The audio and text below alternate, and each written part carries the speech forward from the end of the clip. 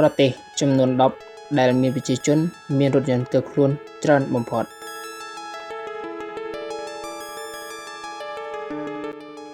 យោងតាមទិន្នន័យយានយន្តពីសហរដ្ឋអាមេរិកដែលបានបង្ហាញពីប្រទេសដែលមានប្រជាជនមានលទ្ធភាពក្នុងការទិញរថយន្តផ្ទាល់ខ្លួនច្រើនបំផុតនៅលើពិភពលោកចង់ដឹងថាមានប្រទេសណាខ្លះនោះតោះយើងទៅតាមដានទស្សនាវីដេអូនេះជាបន្តទាំងអស់គ្នា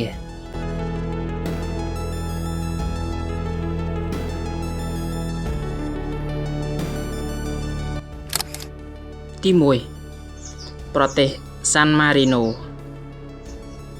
មនុស្សក្នុង1000នាក់អាចមានរថយន្តច្រើនជាង1200គ្រឿង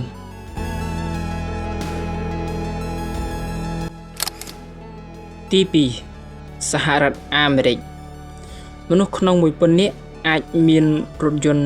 ប្រហែល837គ្រឿងទី3ប្រទេសនូវែលសេឡង់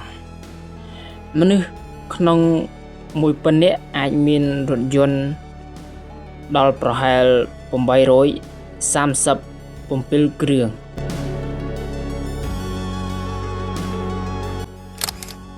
ទី4ប្រទេសអ៊ីស្លង់មនុស្សក្នុង1000នាក់អាចមានរថយន្តប្រហែល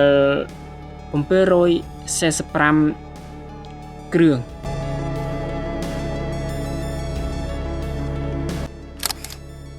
ទី5ប្រទេសអូស្ត្រាលីមនុស្សក្នុង1000នាក់អាចមានរថយន្តរហូតដល់ប្រហែល740គ្រឿង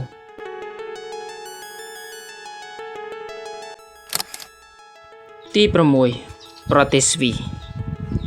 មនុស្សក្នុង1000នាក់អាចមានរថយន្តប្រហែល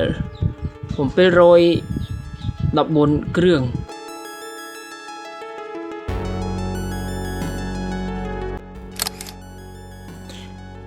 ទី7ប្រទេសកាណាដាមនុស្សក្នុង1000នាក់អាចមានរថយន្តប្រហែល707គ្រឿង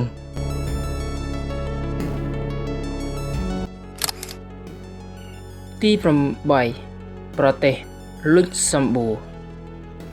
មនុស្សក្នុង1000នាក់អាចមានរថយន្តប្រហែលចំនួន690គ្រឿង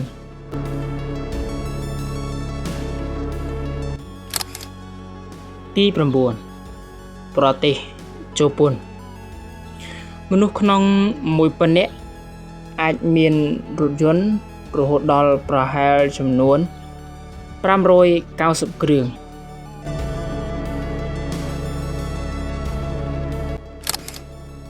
ចុងក្រោយគេប្រទេសអាល្លឺម៉ង់មនុស្សក្នុង1000នាក់អាចមានរថយន្តរហូតដល់ប្រហែលចំនួន574គ្រឿងសូមអរគុណសម្រាប់ការទស្សនាវីដេអូមួយនេះតាំងពីដើមរហូតដល់ចប់